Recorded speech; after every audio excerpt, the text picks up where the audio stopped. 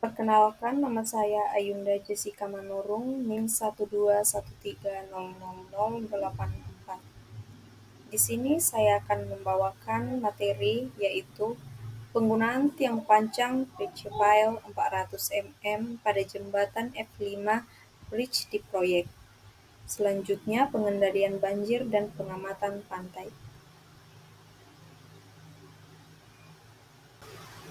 Berikut adalah gambar yang saya pilih. Seperti negara yang sedang berkembang lainnya, Indonesia secara kontinu dan terarah melaksanakan pembangunan di segala bidang. Pada masa pembangunan jangka panjang tahap 2, semakin banyak dibutuhkan penyediaan sarana dan prasarana yang lengkap dan mempunyai efisiensi tinggi. Hal ini dimaksudkan sebagai penunjang laju pertumbuhan ekonomi dan perkembangannya secara nasional yang kemudian akan mengarah pada pemerataan dan stabilitas ekonomi yang mantap. Untuk itu, pemerintah melaksanakan berbagai macam proyek pembangunan sarana dan prasarana fisik khususnya di bidang transportasi. Dibangunnya jalan dan jembatan, pelabuhan udara, pelabuhan laut, serta dermaga, juga penambahan dan peningkatan sarana prasarana yang sudah merupakan wujud adanya perhatian dari pemerintah terutama pada masalah transportasi, terutama transportasi laut dan dermaga. Selanjutnya, untuk struktur pada gambar di samping. Struktur jembatan harus mempunyai menahan gaya-gaya di atas.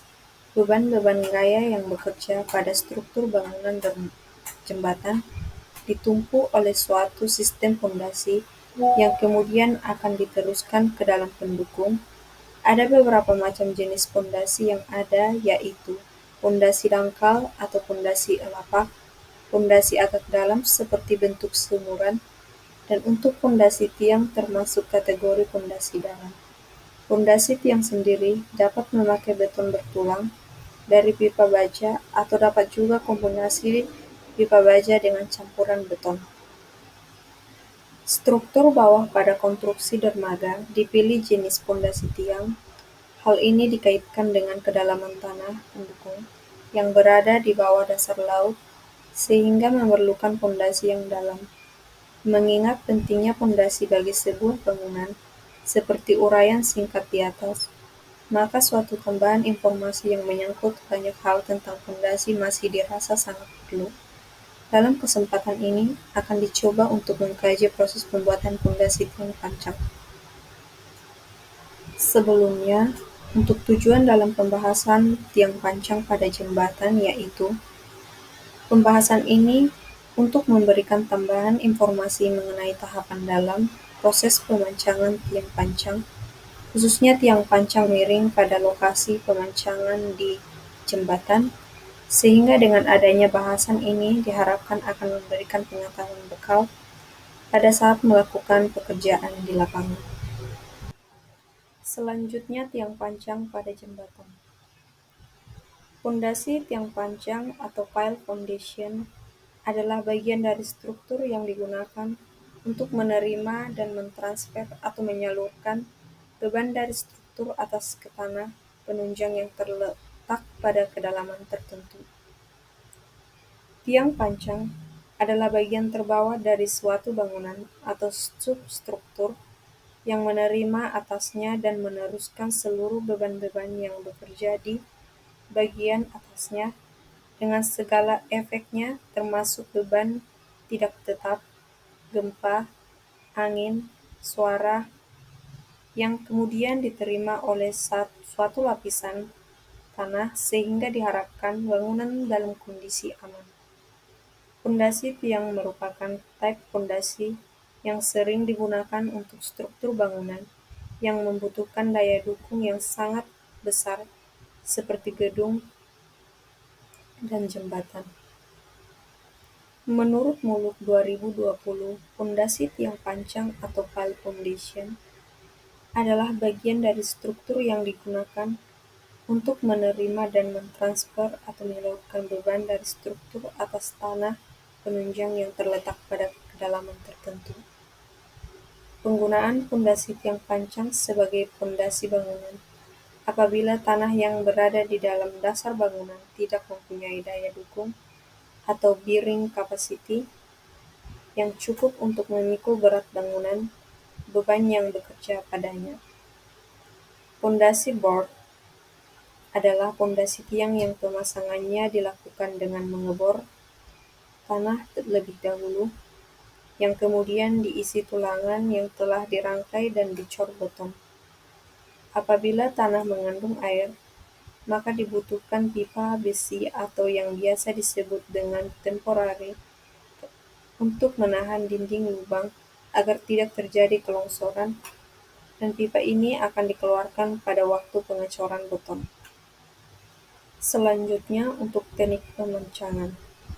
Yang pertama itu penahan dan pengatur letak tiang. Terdapat beberapa alat yang digunakan untuk mengatur tempat tiang akan diletakkan sehingga kekeliruan seperti tiang miring atau tidak pada tempatnya dapat dihindari. Alat tersebut dinamakan lid atau bingkai. Lid yang umum dipakai adalah fixed lid, swing lid, dan hydraulic lid. Dengan adanya lid ini akan hammer menumbuk tiang tepat pada pertengahan permukaan atas tiang. Yang kedua, pemilihan alat pemancang tiang. Terdapat beberapa kriteria dalam memilih alat pemancangan tiang yang akan digunakan di suatu proyek. Kriteria tersebut adalah sebagai berikut. Yang pertama itu jenis material, ukuran, berat, dan panjang tiang yang akan dipancang. Kondisi lapangan yang berpengaruh terhadap operasi pemancangan seperti lokasi yang terbatas atau pemancangan dalam air. Yang kedua, hammer yang dipilih harus sesuai dengan daya dukung tiang dan kedalaman pemancang. 3. Pilih alat yang paling ekonomis dan kemampuan sesuai dengan yang dibutuhkan. 4. Jika pakai lid, pilih tipe yang sesuai, ukuran rel atau hammer, panjang hammer, dan tiang yang akan dipancang.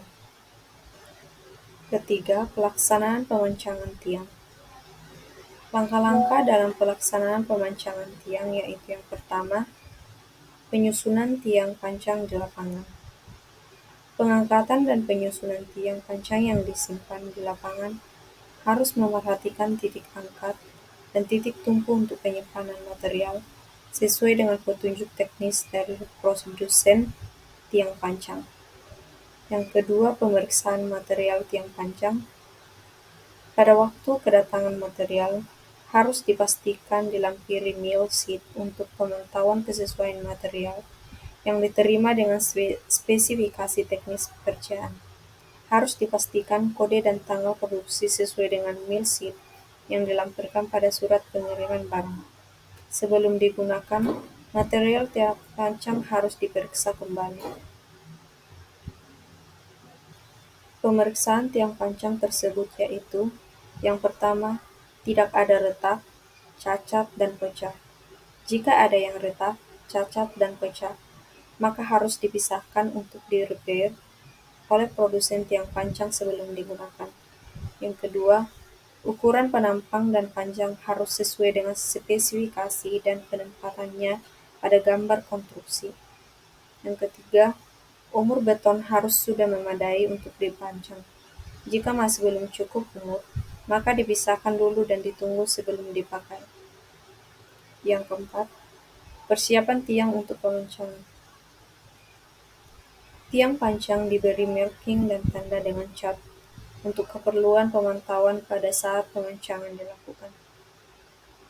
Tiap jarak 0,5 meter dari ujung tiang pancang sampai ke pangkalnya, diberi angka pada tiap meternya dari ujung bawah ke pangkal tiang.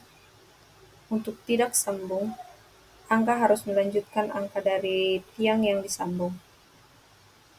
Tiang sambungan harus selalu diposisikan di dekat titik pancang yang sedang dikerjakan, supaya tidak terlalu lama mengambil tiang sambungan jika diperlukan penyambung. Yang kelima, pemantauan pelaksanaan pemancangan. Pada saat pemancangan harus diperhatikan hal-hal sebagai berikut. Yang pertama, Tiang panjang telah diletakkan pada titik rencana dan diperiksa vertikalnya dari dua arah, yaitu X atau Y sampai Y, penampang tiang panjang. Toleransi kemiringan mengikuti ketentuan spesifikasi alat dan spesifikasi teknis. Pemeriksaan boleh dilakukan dengan pendungkul atau bandul, selama kondisi angin tidak terlalu besar dan tidak mengganggu posisi bandul, atau harus bisa diam atau stabil. Yang kedua, tiang panjang harus sejajar dengan sumbu hammer dan ladder alat panjang. Jika tidak sejajar, berpotensi tiang akan pecah atau patah. Tiang panjang harus dipantau berkala oleh operator alat panjang dan helper. 3. Konter harus mencatat jumlah pukulan per 0,5 meter atau per 1 menit. Selanjutnya, untuk pemancangan tiang dan kelompok, harus diperiksa secara berkala apakah terjadi pile heaving atau tidak. Pertama, untuk kelompok tiang yang terjadi dari 2 sampai 4 tiang panjang, tetap harus diperiksa pile heaving pada pemancangan awal sebagai data awal. Jika tidak terjadi pile heaving setelah 5 kelompok tiang panjang diperiksa, maka pemeriksaan berikutnya dapat dilakukan secara random. Namun, jika terjadi pile heaving, maka harus diperiksa setiap kelompok tiap berikutnya. Yang kedua, setiap titik panjang yang telah selesai dipancang dalam satu kelompok harus dicatat level top-up filenya sebelum dilakukan pemancangan berikutnya. Ketiga, setiap selesainya pemancangan 2-4 tiang berikutnya dalam suatu kelompok tiang, dilakukan pengukuran ulang level tiang panjang yang telah terpancang sebelum dan dipastikan tidak terjadi pile heaving. 4. Jika terjadi pile heaving, maka tiang panjang yang terangkat harus dipukul ulang atau drive untuk mengembalikan level top-up of file ke posisi semula atau sedikit lebih rendah dari level awal. Untuk pekerjaan retrieve, harus dicatat pada paling record yang ada dan tidak perlu dilakukan pengambilan grafik final set lagi. Yang kelima, proses pengukuran dan pengecekan harus dilakukan terus sampai seluruh tiang panjang dalam satu kelompok tidak selesai dipancang. Penetapan nilai pengangkatan atau heaving yang disyaratkan untuk dilakukan redrive harus mengikuti ketentuan spesifikasi teknis atau persetujuan konsultan pengawas rekomendasi nilai mm untuk end bearing pile dan 3 cm untuk friction pile.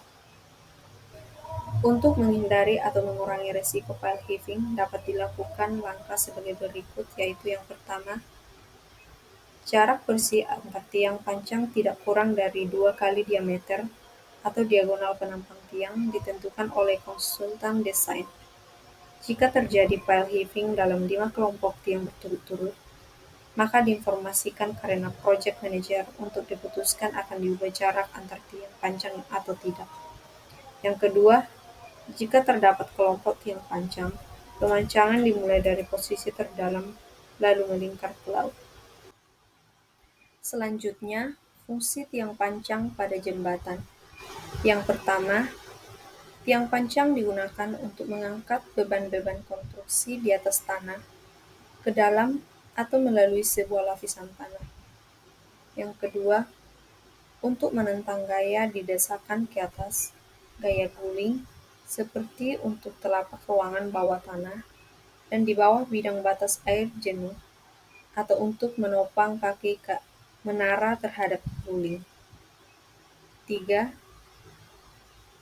Memanfaatkan endapan-endapan tak berkohesi yang bebas lepas melalui kombinasi perpindahan isi tiang panjang dan getaran dorongan. Tiang panjang ini dapat ditarik keluar kemudian.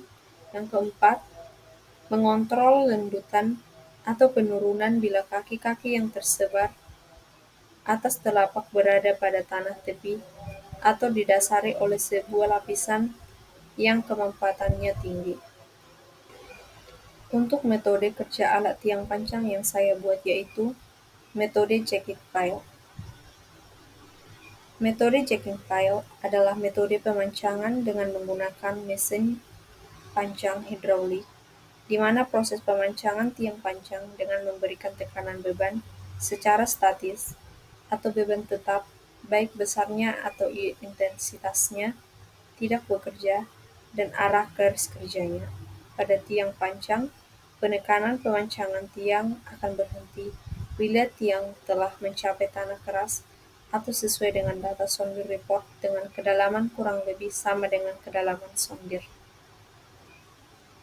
Metode jacking pile memiliki kelebihan antara lain: yang pertama, menghasilkan daya dukung gesek tanah yang lebih baik karena metode hydraulic jacking atau metode penetrasi tekan statis, sehingga tanah yang tadinya mendorong ke samping akibat penetrasi tiang, dalam beberapa jam tanah yang terdorong akan menjadi menjepit tiang dan memberikan daya dukung tambahan, atau friksi tanah terhadap tiang akan semakin besar.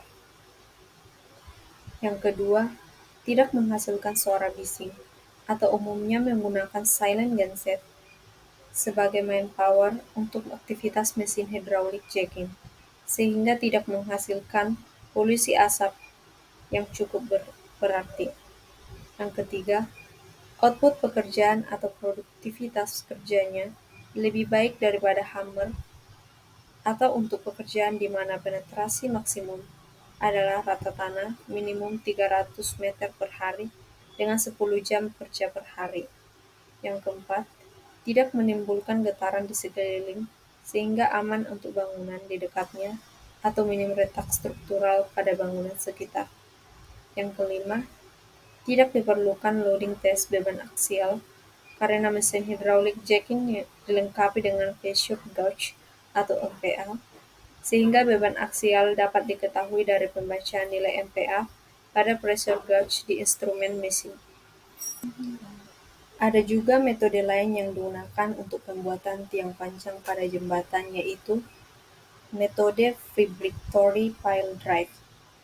Pemancangan pondasi dengan vibratory pile drive sangat efektif, yaitu karena kecepatan produktivitasnya yang tinggi dan juga ekonomis, khususnya pada pemancangan tanah non-kohesif jenuh air. Dibandingkan pasir kering, tanah keras yang kohesif, pemancangan dengan vibratory dilengkapi shaft horizontal untuk memberikan beban eksentris. Shaft berputar dengan sepasang dengan untuk memberikan beban eksentris. Dorongan langsung pada kecepatan yang bervariasi sampai mencapai 1000 rpm rotasi per menit. Tenaga yang dihasilkan dengan berat rotasi membuat getaran yang digunakan untuk memancang tiang panjang pengaruh ke tanah sekitarnya. Jika tanahnya jenuh air, maka akan mengurangi gesekan antara tanah dan pondasi.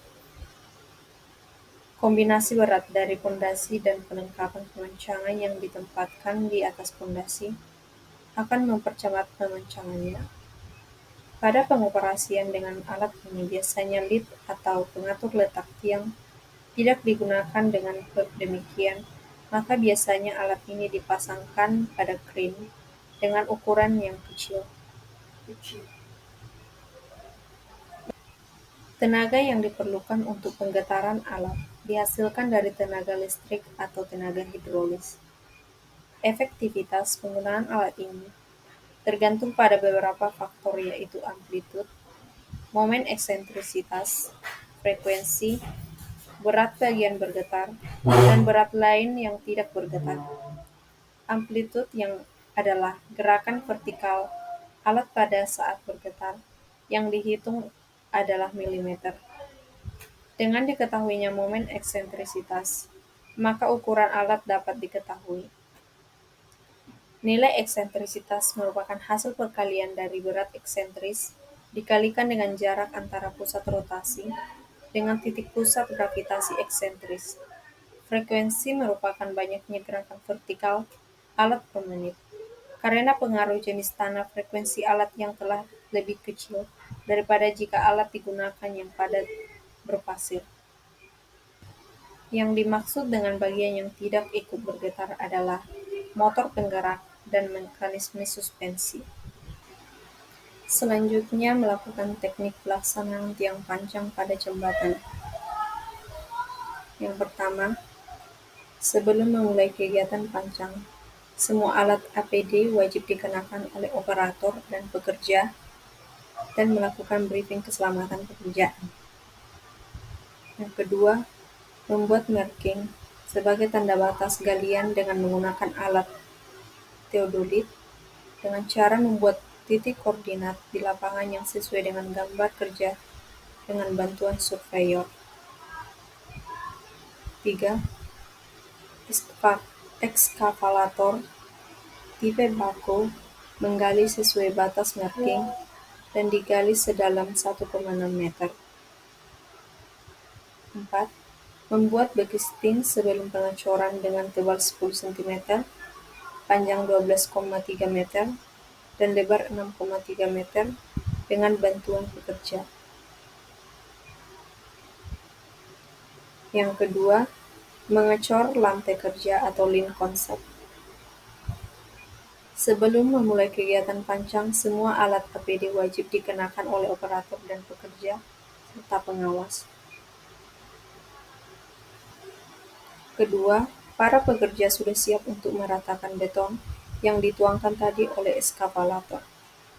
Setelah dituangkan, backisting dapat dicabut setelahnya 2 hari dan pengecoran tersebut. Langkah ketiga, membuat selimut pijakan dari tiang panjang. Sebelum memulai kegiatan pancang, semua alat APD wajib dikenakan oleh operator dan pekerja melakukan briefing keselamatan pekerjaan, membuat tanda pada setiap tiap pancang 50 cm dari lantai kerja dengan bantuan alat waterpass dengan bantuan surveyor. Selanjutnya, kesesuaian gambar rencana dengan realisasi.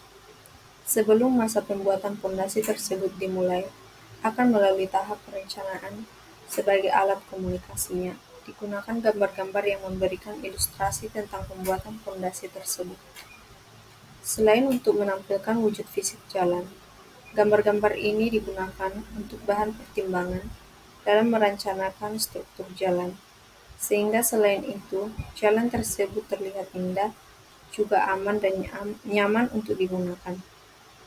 Dengan pembacaan gambar rencana atau gambar yang direncanakan oleh pihak konsultan, kita dapat mengetahui perbedaan atau ketidaksesuaian gambar yang telah direncanakan dengan pelaksanaan di lapangan. Terkadang sering sekali gambar yang direncanakan tidak sesuai dengan kondisi yang ada di lapangan atau disebabkan oleh perubahan struktur di lapangan, sehingga menimbulkan permasalahan pada saat pelaksanaan di lapangan.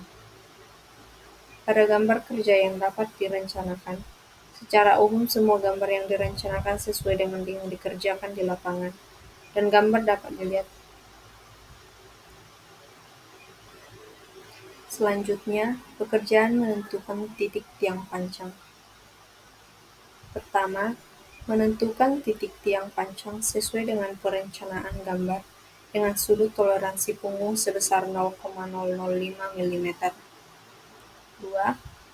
Alat yang digunakan dalam menentukan titik tiang pancang adalah calon pentaprisma dan teodolit. 3. Jumlah titik tiang pancang pada pier dan abutment adalah 32 titik.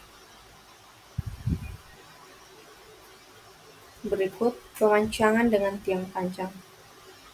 Pertama, pemancang tiang pancang menggunakan alat berat jack tumpukan tipe hidrolik. 2. Pengangkatan tiang ke alat jack tumpukan menggunakan kren. 3. Pada setiap pemancangan satu titik dibutuhkan satu sambungan tiang pancang. 4. Kekuatan penekanan alat dalam memasukkan tiang pancang sebesar 16 MPa. 5. Menurut data CBR, daya dukung tanah pada setiap titik tiang pancang adalah sedalam 10-18 meter. 6.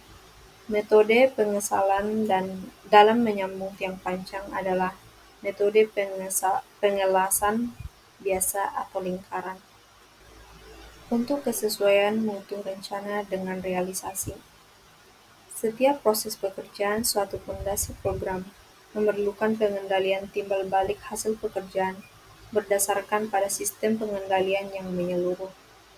Penerapannya melalui kegiatan-kegiatan pengawasan, pemeriksaan, pengukuran, dan pengujian laboratorium. Pelaksanaan pengendalian mutu pada hakikatnya adalah pemantauan langkah demi langkah terhadap proses pelaksanaan suatu pekerjaan. Jadi bukan hanya memberikan penilaian terhadap hasil akhir suatu pekerjaan. Pemantauan proses mencakup penilaian terhadap metode kerja, keterampilan kerja, pengadaan material, peralatan, dan tenaga kerja termasuk keselamatan dan kesehatan kerja. Pedoman mutu dan komposisi bahan spesifikasi diterapkan berdasarkan ketetapan yang terdapat pada rencana kerja dan syarat-syarat. Pengendalian proyek bersama harus diarahkan pada usaha yang memuaskan kebutuhan dan persyaratan yang diungkapkan oleh pemilik. Pengendalian mutu harus dilakukan pada seluruh tahapan proyek, bukan satu atau beberapa proyek. Dalam pelaksanaan pengendalian mutu dilaksanakan oleh pimpinan proyek, yang meliputi seluruh pekerjaan yang tercantum pada kontrak kerja. Apabila ada hasil yang produk pekerjaan yang tidak sesuai atau melampaui batas toleransi dengan ketentuan yang telah ditetapkan, maka pimpinan proyek akan meminta bawahannya untuk memperbaiki atau mengganti produk tersebut sesuai dengan standar mutu yang telah ditetapkan. Pengendalian mutu merupakan salah satu faktor keberhasilan hasil pelaksanaan pekerjaan, khususnya melakukan pekerjaan proyek pembangunan jalan bebas hambatan. Selanjutnya, tujuan atau manfaat waktu pembuatan jadwal pada sebuah proyek antara lain. Yang pertama, pedoman waktu untuk pengadaan sumber daya manusia yang dibutuhkan. 2. Pedoman waktu untuk pengadaan material bangunan yang sesuai dengan item pekerjaan yang akan dilaksanakan. 3. Pedoman waktu untuk pengadaan alat-alat kerja. 4. Jadwal waktu juga berfungsi sebagai alat untuk mengendalikan waktu pelaksanaan proyek. 5. Jadwal waktu sesuai acuan untuk memulai dan mengakhiri sebuah kontrak kerja proyek. 6. Sebagai pedoman pencapaian kemajuan pekerjaan setiap waktu tertentu. Sebagai pedoman untuk penentuan batas waktu untuk dapat menyusun jadwal waktu atau jadwal pelaksanaan proyek yang baik dibutuhkan, yaitu gambar proyek kerja. Yang kedua, rencana anggaran biaya pelaksanaan proyek. 3. Bill of Quality atau daftar volume pekerjaan. 4. Data proyek lokasi berada. 5. Sumber daya data meliputi material, peralatan, subkontraktor yang tersedia di sekitar lokasi pekerjaan proyek sedang berlangsung. 6. Data sumber daya material peralatan, subkontraktor yang harus didatangkan ke lokasi proyek. 7. Data kebutuhan tenaga kerja dan ketersediaan tenaga kerja yang dibutuhkan untuk menyesuaikan pekerjaan. 8. Data cuaca atau musim di lokasi pekerjaan proyek. Metode kerja yang digunakan untuk melaksanakan masing-masing item pekerjaan. Data kapasitas produksi meliputi peralatan, tenaga kerja, subkontraktor, dan material. Data proyek keuangan meliputi uang kas, cara pembayaran pekerjaan, tenggang waktu pembayaran, kemajuan, dan lain-lain. Ketidaksesuaian rencana dengan realisasi pada proyek pembangunan jalan. Yang pertama itu ada cuaca. Pada pekerjaan pemadatan tanah, terjadi hujan sehingga saat pemadatan tanah yang akan dilaksanakan menjadi tertunda.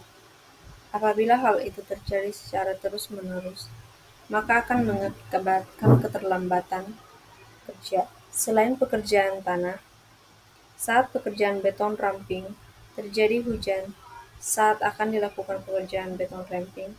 Dengan demikian, pekerjaan lin concert ditunda sehingga hujan berhenti. Kedua, bahan material yang digunakan Material yang digunakan pada proyek harus tersedia, memiliki kualitas yang baik, dan telah diuji di laboratorium serta diterima oleh konsultan pengawas. Bahan yang didatangi dari teman tidak memenuhi spesifikasi, maka perlu pengujian lagi agar pengetahuan tindakan yang akan digunakan. Jika material dari quarry tidak sesuai dengan spesifikasi, maka material harus diganti dengan material yang sesuai spesifikasi. 3. Akses jalan. Akses jalan kerja rusak akibat hujan. Selain itu adanya konflik antara penggarap dengan pihak PTPN sehingga jalan diblokir mengakibatkan perlambatan kerja. Yang keempat, peralatan. Alat pemancangan yang digunakan dalam proyek jalan tol menggunakan alat jackup pile tipe hidraulik. Digunakan untuk membuat pondasi pada setiap titik. Pada pengerjaan alat dalam 1 hari membutuhkan 8 jam, sehingga waktu yang digunakan cukup efektif. Pekerjaan dimulai pada pagi. Penuangan beton untuk lin konser dilakukan menggunakan truk molen, dan penghampar dibantu oleh ekskavator ke dalam cetakan pekerjaan lin konser. Selanjutnya jenis pondasi tiang panjang. Yang pertama, pondasi tiang panjang kayu. Pondasi tiang panjang kayu adalah tiang panjang cara tertua dalam menggunakan tiang panjang sebagai bahan pondasi. Tiang kayu akan tahan lama dan tidak mudah busuk apabila tiang kayu tersebut dalam keadaan selalu terancam penuh di dalam bawah permukaan air tanah. Beberapa kelebihan penggunaan tiang panjang kayu sebagai berikut. Yang pertama, tiang panjang dari kayu relatif lebih ringan sehingga mudah dalam pengangkutan dan pemasangan. 2.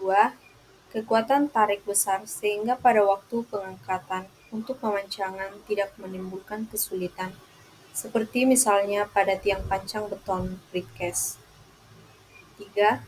Sangat mudah untuk proses pemotongannya apabila tiang kayu ini sudah tidak dapat masuk ke dalam tanah saat proses perencanaan. 4.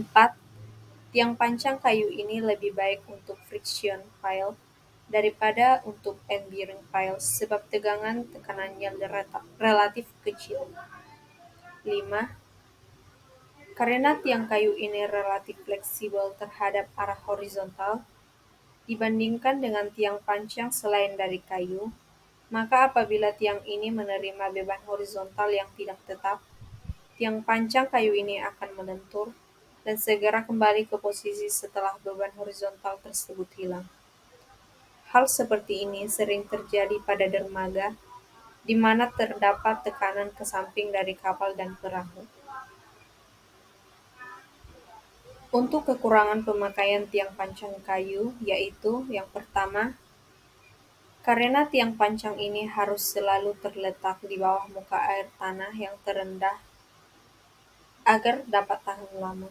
Maka kalau air tanah yang terendam, tiang panjang yang terbuat dari kayu mempunyai umur yang relatif kecil dibandingkan dengan tiang panjang yang terbuat dari baja atau beton, terutama pada daerah yang berbuka air tanahnya sering naik dan turun. Kedua, pada waktu pemancangan pada tanah yang berbatu atau gravel, ujung tiang panjang kayu dapat berbentuk berupa sapu, atau dapat pula ujung tiang tersebut hancur. Apabila tiang kayu tersebut kurang lurus, maka pada waktu dipancangkan akan menyebabkan penyimpangan terhadap arah yang telah ditentukan. Ketiga, tiang panjang kayu tidak tahan terhadap benda-benda yang agresif dan jabur yang menyebabkan kebusukan. 2. Pondasi tiang panjang beton.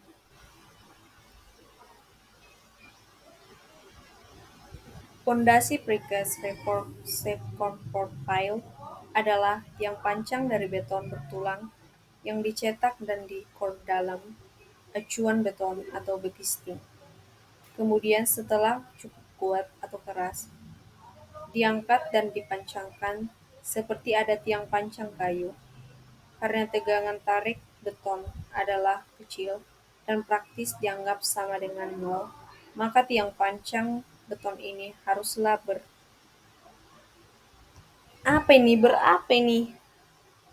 berpenulangan yang cukup kuat. Untuk kelebihan dan kekurangan tiang pancang dari beton yaitu: yang pertama, kualitas tiang pancang beton. Kelebihan dan kekurangan tiang pancang beton yang pertama adalah dari sisi kualitasnya.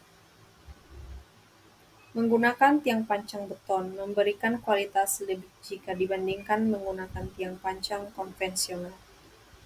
Bahan material produk beton pencetak lebih kokoh dan berkualitas jika dibandingkan tiang pancang konvensional. Kedua, kemudahan mobilitas. Dari segi mobilitas, tiang pancang beton memiliki kelebihan dan efektivitasnya. Dibandingkan menggunakan tiang pancang konvensional yang harus dilakukan banyak mobilitas untuk mengangkut berbagai material tiang pancang konvensional. Namun perlu diperhatikan, penggunaan tiang pancang beton untuk area yang sulit dijangkau alat pengangkut tiang pancang beton juga menjadi sebuah permasalahan besar. Apabila jika tiang pancang yang digunakan memiliki ukuran yang cukup besar, harus memikirkan kembali bagaimana cara memudahkan mobilitas tiang pancang beton untuk akses transportasi truk kren yang terbatas. Ketiga, kemudahan pemasangan. Kelebihan dan kekurangan tiang pancang beton dari pemasangan di lapangan cukup banyak. Kelebihan menggunakan tiang pancang beton dari sisi pemasangan antara lain tidak membutuhkan banyak galian yang besar. Kita perlu melakukan pembuatan boogisting di tempat yang pasti pemasangannya sangat mudah dilakukan. Walaupun tiang pancang beton memiliki banyak kelebihan dari segi pemasangan, perlu diperhatikan untuk pemasangan tiang pancang beton akan menimbulkan getaran yang cukup besar apabila jika ukuran tiang pancang yang dipasang cukup besar. Keempat, keawetan dan daya dukung tahan. Kelebihan dan kekurangan tiang pancang yang terakhir, dari sisi keawetan dan daya dukung juga mempunyai perbedaan yang cukup signifikan. Tiang pancang beton memiliki keawetan dan daya tahan yang lebih lama daripada tiang pancang konvensional. Selain material dan mutunya yang baik, campuran bahan kimia mempunyai sifat tiang pancang beton lebih tahan terhadap berbagai kondisi lingkungan baik di darat maupun perairan.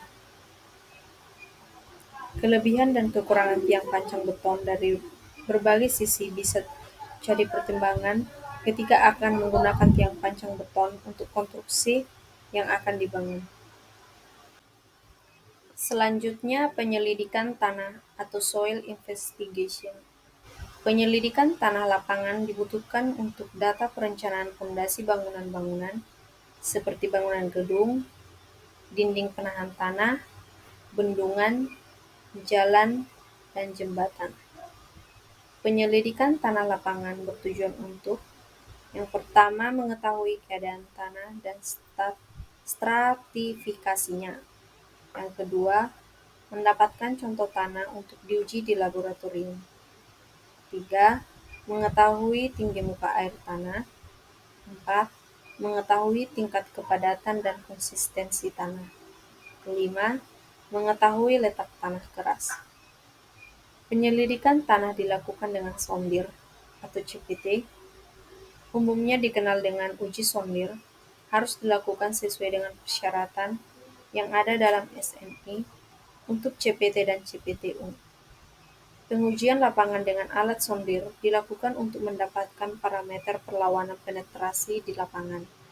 Parameter tersebut berupa nilai perlawanan konus, perlawanan geser, angka banding geser, dan geseran total tanah yang dilakukan dalam perencanaan serta perhitungan fondasi.